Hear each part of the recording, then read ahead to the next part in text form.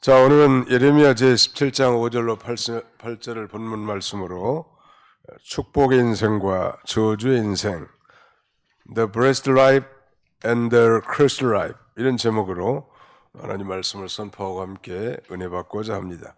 오늘 본문에는 이 두 종류의 인생이 나타나 있고, 그리고 그런 두 종류의 인생이 두 가지의 나무로 비유되어 있습니다. 하나는 물가에 심어진 나무고, 저주의 인생으로 비유된 나무는 사막의 떨기나무로 비유되어 있습니다. 하나님께서 선지자 예레미야를 통하여 먼저 유다 나라가 지은 죄의 심각성을 지적합니다. 1절로 4절까지 내용은, 그리고 그 죄의 결과로 말미암아 그들이 하나님의 기업에서 떨어져 나가게 될 것을 경고하고 있죠. 그러면서 이 두 종류의 인생길을 대조하면서 긴박한 상황에 처한 백성들로 하여금 진정으로 올바른 길, 즉 축복의 인생길을 선택하도록 종용하고 있는 것입니다. 자, 그렇다면 본문에 나타나는 두 종류의 인생길은 무엇일까요? 이미 밝힌 대로 하나는 저주의 인생길, 저주의 인생이고, 다른 하나는 축복의 인생입니다. 이 저주의 인생, 우리 5절로 6절을 같이 한번, 5절만 같이 한번 읽어보실까? 5절 시작. 여호와께서 이와 같이 말씀하시니라. 무릇 사람을 믿으며 육신으로 그의 힘을 삼고 마음이 여호와에게서 떠난 그 사람은 저주를 받을 것이라. 사람을 믿으며 육신으로 그의 힘을 삼고 마음이 여호와에게서 떠난 사람, 즉 사람을 믿는 자, 육신을 그의 권력, 그의 힘으로 삼는 사람, 또 마음이 여호와에게 떠난 사람은 저주의 인생길을 걸어간다는. 오늘 우리는 이미 예수 그리스도를 자신의 구주로 믿고 하나님의 자녀된 자로서 법적으로는 다 축복의 인생이 다 됐습니다만, 비록 축복의 인생이 되긴 했지만, 만약에 이러한 길을 걸어간다면, 즉 사람을 믿고 그 육신으로 그의 힘을 삼을 뿐만 아니라 마음이 여호와께서 떠난다면 그런 이 고통스러운 삶을 살 수밖에 없을 것을 우리에게 경계하고 있습니다. 사람을 믿는 자, 저주의 인생이란, 우리가 다 듣고 아는 대로 사람은 믿고 의지할 대상이 아니라는 것. 사람은 사랑의 대상이. 따라서 봅시다. 사람은 사랑의 대상입니다. 너무 기대하지 마라. 목사님도 너무 기대하지 마라. 하나님만 기대하고, 또 남편들도 너무 기대하지 마라. 볼 거 없어 별로. 어떤 분은 그러더라고. 자기 남편은 큰아들이라고. 너무 기대가 크다 보니까 실망도 큰 거예요, 사실은. 그냥 포기하고 서로 존중하고 배려하면서 사는 거지. 너무 믿으면 안 돼. 어떤 분은 부부 생활하는데 남편이 너무 잘해준 모양이에요. 그 동사무소 가가지고 무슨 주민등록 등본 하나도 떼지 못하고 은행에 계좌 하나도 트지 못하고, 뭐 남편이 다 해왔기 때문에 말이죠. 언제 갈지도 모르는 남편인데, 사람은 그저 사랑의 대상자지 의지나 믿음의 대상자가 결코 아니라는 것. 뿐만 아니라 육신으로 그의 힘을 삼고 나간다든지, 그래서 궁극적으로 마음이 하나님을 떠난 자에게는 저주가 있다고 그렇게 말합니다. 이사야 선지자는 이렇게 말하는 것. 너희는 인생을 의지하지 말라. 그의 호흡이 코에 있나니 새말 가치가 어디가 있느냐. 너희는 인생을 의지하지 말라. 그의 호흡은 코에 있나니 새말 가치가 어디가 있느냐. 즉, 뭐 가치가 없다는 거예요. 이런 인생, 즉 저주받은 인생을 오늘 이 예레미야 선지자는 이 사막의 떨기나무로 비유하고 있습니다. 이 사막의 떨구나무 한번 상상해 보십시오. 비도 잘 내리지 않고 이 간조한 이 사막에 애롭게 심겨져 있는 이 사막의 가시떨기나무를 한번 상상해 보십시오. 그 나무에서 무슨 결실을 기대할 수 있겠는가? 그의 나무의 그 푸르름과 창성함을 기대할 수 있겠는가? 그야말로 고독하고 쓸쓸하고 메마르고 열매 없는 무용함을 나타낼 수밖에 없단 말이에요. 사람을 믿고 자신의 힘과 지식을 믿고 자신의 실력을 믿고 그래서 마음이 하나님을 떠난 사람들은 이렇게 사막의 떨기나무 같은 그런 인생을 살 수밖에 없는 것입니다. 이같이 하나님을 의지하지 않고 사람을 믿고 따라가는 사람, 좋은 열매를 맺지 못하는 저주받은 그런 인생길을 걸어가는 것. 사람을 믿지 말라는 것. 우리가 이 교회에서도 그리고 성경에서는 이 보증을 서지 말라라고 이렇게 잠언에도 여러 번 반복되어 있습니다. 왜 보증을 서지 말라고 할까? 정말 그 절박한 어려운 가운데 내가 보증 서주지 아니하면 삶의 재기가 어려운 사람에게 당연히 동정을 베풀고 사랑을 하라는 게 성경의 가르침인데 보편적으로 이 보증을 서지 말라고 하는 건 사람은 알 수 없단 말이에요. 우리가 흔히 말하는 대로 돈이 거짓말을 치지 사람이 거짓말 치는 게 아니다. 즉 사람은 그 호흡이 그 생명이 호흡에 있는데 하나님이 취해가시면 그 유명을 달리할 수밖에 없단 말. 그러므로 혈육을 지닌 사람을 하나님처럼 의지하지 말고 결론은 이 하나님만 의지하고 살라니. 또 육신으로 그의 힘을 삼는 자, 이 저주받은 인생의 표상입니다. 그 육신이라고 하는 것은 영적인 것에 대조되는 말인데 이건 사람과 세상에 보이는 모든 세력을 총칭하고 있는 것입니다. 유다 백성들이 바벨로니아에 포로잡혀간 중요한 죄가 세 가지가 있는데 그 첫 번째가 우상을 숭배한 죄고 두 번째는 안식일 범한 죄입니다. 그리고 세 번째가 바로 하나님보다 세상 세력을 더 의지한 죄란 말이에요. 구약 성경에서 육신이란 말은 전능하신 하나님과 대조되는 인간의 나약성을 의미합니다. 인간을 의지하는 건 어리석은 일이죠. 왜? 인간은 연약한 존재이고 한정적인 그런 존재입니다. 잠언 29장 25절을 보니까 사람을 두려워하면 올무에 걸리거니와 여호와를 의지하는 자는 안전하리라. 사람 의지하지 말고 누구를 의지해야 돼요? 여호와 하나님을 의지하라는 거예요. 오늘 부른 찬송은 다 그런 한결같은 여호와 하나님을 의지하자고 하는 찬송이. 자, 성경을 우리 한 군데 찾아봅시다. 시편 146편. 시편 146편 3절로 5절까지 같이 한번 읽어보겠습니다. 시편 제 146편 3절로 5절까지 같이 통독합니다. 시작. 귀인들을 의지하지 말며 도울 힘이 없는 인생도 의지하지 말지니 그의 호흡이 끊어지면 흙으로 돌아가서 그날에 그의 생각이 소멸하리로다. 야곱의 하나님을 자기의 도움으로 삼으며 여호와 자기 하나님에게 자기의 소망을 두는 자는 복이 있도다.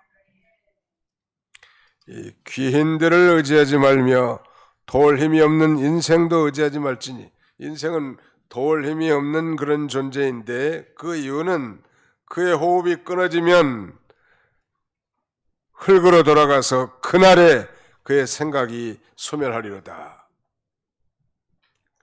우리가 여기 앉아서 예배 드리지만 하나님께서 우리의 영혼을 이렇게 취해가시면 당일에 우리의 모든 계획이 다 소멸할 수밖에 없는 그런 연약한 존재들이. 그래서 우리가 건강해서 하루 호흡하고 있는 그런 동안에 정말 하나님을 기쁘시게 하는 그런 삶을 우리가 마땅히 살아야 할 것입니다. 저는 30여 년 목회하는 가운데 아주 갑작스럽게 하나님께 부름받은 여러 케이스를 목도한 바 있습니다. 그야말로 준비됨 없이 갑작스럽게 버스 안에서 하나님이 그의 영혼을 취해가시다든지 다른 사람과 대화하는 가운데 하나님이 그 영혼을 취해가셨다든지 하나님이 불시에 우리 영혼을 취해갈 때 우리는 모든 것이 우리의 모든 계획과 그 다음에 도모가 생각이 다 소멸될 수밖에 없는 대단히 제한적이고 한정적인 그런 존재이기 때문에 사람을 믿으며 그의 육신으로 힘을 삼고 마음이 여호와에게서 떠난 그 사람은 저주가 있다고 이렇게 선언하고 있는 것입니다. 마음이 여호와에게서 떠난 자, the man whose heart departs from the Lord, 그의 마음이 여호와로부터 멀리 떨어져 간 사람, 저주받은 인생의 표상이라는 것. 우리 찬송가 446장 3절 가사에 보면 이 찬송은 A.S. 혹스라고 하는 사람이 지은 건데, 주 떠나가시면 내 생명 헛되네, 기쁘나 슬플 때 늘 계시옵소서, 이렇게 노래하고 있습니다. 그럼 마음이 여호와에게 떠난 사람은 심령에 평안이 없단 말. 마치 이것은 포도나무 가지가 포도나무에서 베인바된 것처럼 내동댕이 쳐져서 결국 말라 비틀어져 저 아궁이의 땔감으로 갈 수밖에 없는 그런 존재가 되는 것입니다. 즉 마음이 여호와에게 떠난 사람, 저주받을 인생이라는. 이 이스라엘 남북조 시대의 유다 나라가 이 여호야김 왕 때 저 바벨론의 침략을 받게 됩니다. 그런데 당시 유다 왕 여호야김은 믿음이 없어요. 믿음이 없는 사람은 반드시 믿음이 없는 행동을 합니다. 믿음이 있는 사람은 반드시 믿음으로 행동합니다. 평소에는 잘 모르지만 믿음이 없는 왕이니까 당연히 이런 난국을 만났을 때 하나님 앞에 엎드려 기도하고 하나님을 의지하고 하나님 앞에 능력을 덧입어야 되겠는데, 하나님께 도움을 청한 것이 아니라 백성들이 낸 세금을 저 강대국 이집트, 즉 애굽에 갖다 바치면서 애굽 왕 바로 느고와 동맹을 맺습니다. 도와달라고. 애굽이 자기 나라를 도와줄 줄로 생각한 것이죠. 그러나 그 결과 이 유다 나라 여호야김 왕국은 바벨론에 의해서 결국 이 패망하게 되었고, 그의 아들과 수많은 귀족들이 포로로 잡혀갑니다. 인간을 의지했고 하나님을 의지하지 않는 거예요. 아멘 사람들은 우리 예수쟁이들 보고 예수를 믿으려면 내 주먹을 믿어라, 이렇게 비아냥하는 분들도 계시죠. 예수 믿는 것들은 의지가 박약해가지고 하나님을 의지하라고 한다는데 나는 의지가 굳센 사람이야, 이런 사람들은 대단히 어리석은 사람. 왜냐하면 우리 하나님께서 우리 인간을 창조하실 때는 하나님을 의지하고 살게 해놨습니다. 그러니까 하나님을 떠나 스스로 독립적 존재로 살게 만들어 놓은 게 아니에요. 우리 어린 아이들이 엄마를 얼마나 의지하냐는 말이에요. 한순간도 엄마가 의지 안 계시면 눈에만 보이 안 보여도 어렵잖아요. 이와 같이 사실 그런 자세로 우리가 하나님을 의지해야 합니다. 하나님 우리 인간을 만들 때 하나님 의존적 존재로 만들어놨다는 거 믿으시면 아멘 합시다. 그러니까 이 배역한 인간들은 자꾸 하나님으로부터 독립을 선언하는 거예요. 나는 하나님 없이도 살아. 이 세상에는 신이 필요 없어. 우리 인간이 노력하고 연구하고 발전을 시키면 엄청난 저 유토피아 같은 세계를 건설할 수 있어. 이런 이 망상으로 가다 결국 파멸에 직면할 수밖에 없는데요. 아니, 이 세상 만물을 다 하나님이 창조하셨고 또 인간을 당신의 형상대로 지으셨고 당신의 뜻대로 섭리하고 계시는 이 세상인데, 하나님이 없는 것처럼 자기가 주인이 돼가지고 하나님으로부터 이 멀리 떨어진 인생, 하나님으로부터 독립선언한 그런 인생이야말로 하나님을 배역한 그런, 이 말하자면 불신앙적인 삶이란 말. 늘 하나님을 그래서 의지하고 늘 하나님을 신뢰하는, 의뢰하는 그런 삶이 복된 삶이야. 언제까지? 천국하는 그날까지. 주님 불쌍히 여겨 주옵소서. 내 힘으로는 아무것도 할 수 없는 이 무력한 인생입니다. 또 내가 한번 해보려다가 또 실패한 것은 주님을 의지하게 하려 함인 줄 믿습니다. 늘 주님 앞에 가까이 나가는 자가 축복의 인생을 사는 거예요. 믿으시면 아멘 합시다. 네, 하나님을 신뢰하고 의지해서 도움을 구하지 않고 사람에게 도움만을 구하는 것은 하나님을 거역하는 것이고 우상 숭배와 같은 거예요. 뭐 하나님만 그러면 의지하고 사람의 책임은 아무것도 하지 말라는 것인가? 그건 더더욱 아니죠. 하나님을 의지하고 열심히 하라는 말이에요. 하나님이 너는 범사에 그를 인정하라. 그리하면 내 길을 지도하시리라. 이런 말씀을 믿고 하나님됨을 인정하고 자신의 삶 가운데서 그 하나님 앞에 모든 걸 맡기고 그 하나님의 인도를 받는 삶, 그것이 바로 하나님을 의지하는 거예요.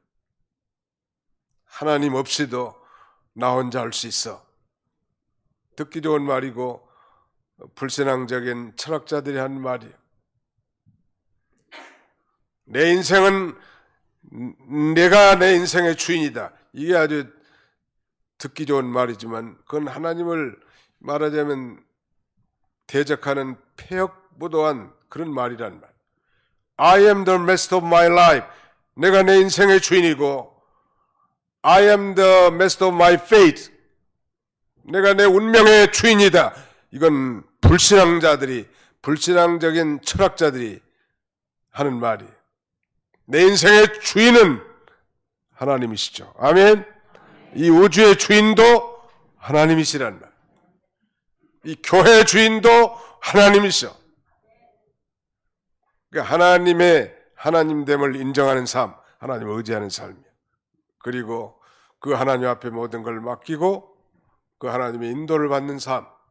주님, 오늘도 나의 삶 가운데 나와 함께 해주시고 당신의 거룩하신 뜻을 우리의 삶 가운데 성취하게 하옵소서. 늘 그렇게 기도하면서 하루하루 살아요. 우리 자녀손들도 마찬가지. 얼마나 위험이 도사리는 그런 시대 아닙니까? 길 가는 것 하나조차도 말이죠.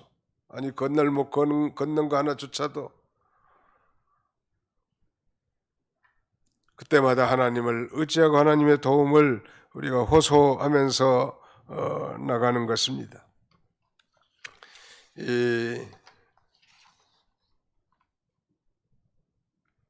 사람만을 신뢰하고 육체를 의지하고 나가는 사람들은 마치 상한 갈대를 의지하는 것 같습니다.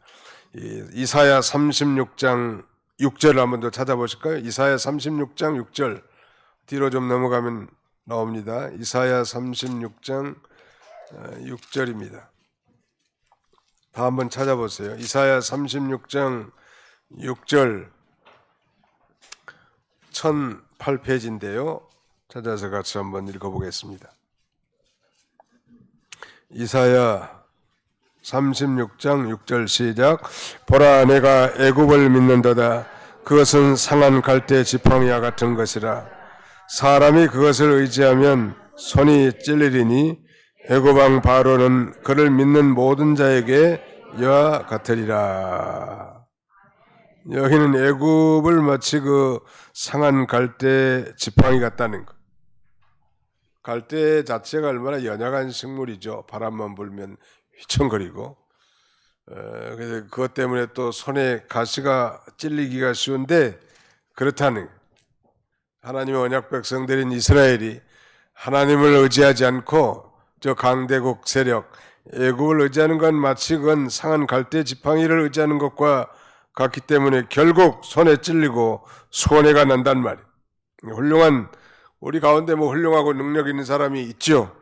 그렇다고 해도 그것은 하나님의 섭리 가운데 사용되는 일종의 이 도구일 뿐이지 사람이 마치 하나님인 것처럼 모든 행위의 주체자로서 의뢰하는 것은 그건 하나님께서 죄악시하는 것입니다. 참 하나님께서 저렇게 능력 있는 사람도 내셨구나. 뭐 그런 정도여야지 사람을 그렇게 의지하는 거 아니?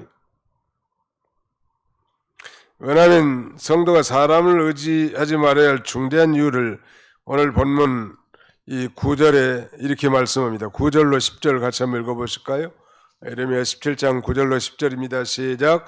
만물보다 거짓되고 심히 부패한 것은 마음이라. 누가 능히 이를 알려마는 나 여호와는 심장을 살피며 폐부를 시험하고 각각 그의 행위와 그의 행실대로 보응하나니. 성도가 사람을 의지하지 말아야 할 중대한 이유는 사람의 마음이 마치 만물보다 거짓되고 심히 부패하기 때문이죠. 반면에 여호와 하나님은 우리의 심장을 살피시고 폐부를 시험하고 각각 그의 행위와 그의 행실대로 보응해 주시는 주님이시란 말. 사람을 의지하는 그것도 일종의 우상숭배나 마찬가지. 이런 사람은 마치 그 불모지에서 생겨난 애처로운 가시떨기나무처럼 수액이 없고 활기가 없고 쓸모가 없고 가치가 없을 거라는 것. 그가 위안으로 삼던 모든 것이 다 그를 저버릴 것이고 희망은 사라질 것입니다. 어떤 사람? 사람을 믿고 그 다음에는 자기 육신을 힘으로 삼고 나갈 뿐만 아니라 마음이 하나님을 떠난 사람이 그렇다는 거예요. 이런 사람은 이 곤고한 인생을 살아갈 수밖에 없습니다. 그렇다면 이와 대조적으로 이 축복받은 인생의 삶은 무엇일까요? 자, 오늘 거기도 한번 같이 읽어보겠습니다. 오늘 본문 예레미야 17장 7절입니다. 7절 같이 한번 읽어봅시다. 예레미야 17장 7절 시작. 그러나 무릇 여호와를 의지하며 여호와를 의뢰하는 그 사람은 복을 받을 것이라. 여호와를 의지하는 자, the man who trusts in the Lord, 여호와를 신뢰하는 사람, 여호와를 의뢰하는 자, 비슷한 표현이지만 the man who hopes in the Lord, 여호와께 소망을 두는 사람, 여호와를 신뢰하고 여호와께 소망을 두는 자가 복이 있다는 것. 반복합니다만 여호와를 의지한다는 것은 언약의 하나님, 여호와 하나님의 살아계심과 그의 주권을 믿고 여호와께 모든 것을 맡기고 그의 인도를 받는 삶이 바로 여호와를 의지하는 삶입니다. 반면에 여호와를 의뢰한다고 하는 것은 여호와께 늘 소망을 두고 그를 힘입어서 사는 삶, 그게 바로 여호와를 의뢰한 삶입니다. 이런 자가 오늘 본문에 보니까 그 사람은 복을 받을 것이라. 복된 인생, 축복의 인생을 살아가게 될 것을 가리킵니다. 선지자 예레미야는 유다 사람들이 하나님보다 강력한 군사력을 가진 이웃나라나 재물을 더 의지하고 사랑하는 데 대해서 그렇게 경고하면서 마음으로 여호와 하나님을 신뢰하라고 눈물로 호소하는 거예요. 다 껍데기 신앙이 돼가지고 우상을 숭배하고 안식일을 범하고 세상 세력을 더 의지하고 나가니까 정말 복도 하도 줄 수 없는 그런 세력을 의지하지 말고 참된 복의 근원이신 하나님을 의지하고 의뢰하라고 그렇게 애타게 설교하는 것이죠. 사무엘하 22장 30절을 보니까 내가 주를 의뢰하고 적군에 달리며 내 하나님을 의지하고 성벽을 뛰어넘나이다. 마치 이 다윗이 적장 블레셋 군대의 대장 골리앗을 향하여 나아갈 때 그렇게 말합니다. 너는 칼과 단창으로 내게 나오지만 나는 만군의 여호와 이름으로 내게 나가노라 하면서 물맷돌을 던졌는데 그게 이 골리앗 장수의 이마에 꼽혀가지고 그 자리에서 쓰러지니까 온 블레셋 군대가 다 패배하지 않습니까? 하나님을 의지하고 말하자면 다시 말씀드리면 주님의 도움으로 적진을 향해 달려갈 수 있었다는,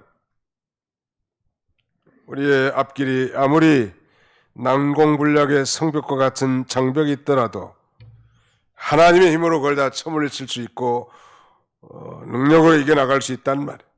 그러므로 여호와 하나님을 늘 의지하고 여호와 하나님을 늘 의뢰하시기 바랍니다. 어떻게 하는 게 여호와를 의지하고 어떻게 사는 삶이 여호와를 의뢰하는 삶일까요? 구체적으로 한번 상상해 보십시오. 늘 기도하는 삶이 여호와를 의지하는 삶 아닐까요? 늘 기도하면서 이 하나님을 신뢰하고 하나님의 인도를 받고자 하는 그런 마음으로 하나님께 소망을 두는 그런 인생, 기도하는 인생, 그 여호와를 의지하고 의뢰하는 축복의 인생이라고 말할 수 있을 것 같습니다.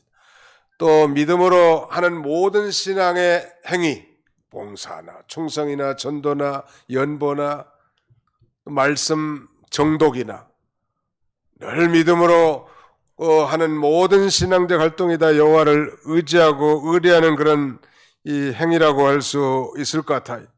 이런 사람을 예레미야 선지자는 이 물가에 심어진 나무라고 이렇게 표현하고 있습니다. 8절에 그는 물가에 심어진 나무가 그 뿌리를 강변에 뻗치고 더위가 올지라도 두려워하지 아니하며 그 잎이 청청하며 가무는 해도 걱정이 없고 결실이 그치지 아니함 같으리라. 한번 상상해 보십시오. 사막의 떨기나무의 그 고독함과 애로움, 반면에 시냇가에 심겨진 이 나무의 이미지는 무엇을 우리에게 주나요? 그의 푸르름과 풍성함과 결실을 상상하게 하지 않습니까? 우리나라에도 1967년 8년에 심한 이 한재, 기근이 들어왔습니다. 제가 아마 이 중학교 때나 될 것 같은데, 초등학교 때나 되겠네요. 초등학교. 상당히 제 기억에 아주 생생해요. 그 신문 기자가 우리 시골 촌에 와가지고 우리 집 뒷집 달수시 영감님네 할아버지가 밀짚 모자를 쓰고 벼가 완전히 말라버린 논에 베는 모습을 포즈를 취하게 하더라고. 그 할아버지. 그러니까 그 할아버지는 벌써 세상 떴고 그 아들도 세상 떴고 그 자녀들도 세상 떴을지도 모르겠는데 벌써 한 50년 이전 일이니까요. 그 정도로 뭐를 겨우 심었는데 이 자라지 못하고 다 말라 비틀어버지고 온 논바닥이 거북이 등처럼 다 벌어진 그런 완전한 이 기근의 시대였습니다. 그런데 놀라운 사실은 그 시냇가에 있는 논들은 물론 시냇가들도 다 말라버렸지만 시냇가에다 관정을 파가지고 두레박으로 이렇게 물을 퍼서 모를 심었고요. 그런 논은 부분적으로 그 기근의 해에도 결실할 수 있었죠. 오래전 일이지만 잊혀버리지 않은 것은 너무 생생했기 때문에 그래요. 오늘 보니까 더위가 와도 여기 보니까 그랬죠. 더위가 올지라도 두려워하지 아니하며 그 입이 청청하며 가무는 해도 걱정이 없고 결실이 그치지 않은 것 같아요. 왜? 시냇가에 그 강변에 뿌리를 뻗치고 있기 때문에 그 뻗친 뿌리를 통해서 수분과 자양분을 공급받을 수 있기 때문에 어떤 사람이 그렇다는 거예요. 늘 하나님을 의지하고 늘 하나님을 의뢰하는 그런 인생에게 이런 놀라운 축복의 삶이 보장되어 있음을 우리에게 가르쳐주는 것입니다. 사탄은 우리로 하여금 늘 그렇게 미혹합니다. 네 인생은 네가 주인이야. 또 그럴듯하잖아요. 그런 표현은. 그러나 언제나 우리 그리스도인들은 내 인생의 주인은 하나님이시다. 역사의 주인도 하나님이시다. 내 가정의 주인도 하나님이시다. 하나님의 하나님 되심을 인정하고 그분에게 모든 것을 맡기고 그분에게 인도함을 받고 그분에게 소망을 두고 그분을 힘입어 사는 삶, 그것이 바로 여호와를 의지하고 의뢰하는 삶이에요. 마지막 시대가 될수록 험난한 인생길을 걸어갈수록 이 하나님을 의지하고 의뢰하는 그런 인생은 이 더위라든지 가뭄은 우리 인생에 닥치는 환난, 더위가 작은 환난이라고 한다면 가뭄은 극심한 환난이라고 말할 수 있습니다. 환난과 극심한 환난, 질병과 불치의 병에 걸렸다 할지라도 그때라도 여호와 하나님을 전적으로 의지하고 나갈 때 하나님이 도와주시고 하나님이 길을 열어주시고 하나님이 형통하게 해주셔서 축복의 길을 걸어가게 하시는 하나님이십니다. 믿으시기 바랍니다. 자, 우리 성경을 한 군데 찾아볼까요? 열왕기하 18장. 열왕기하 18장. 열왕기하는 열왕기상 다음에 있죠. 열왕기하 18장.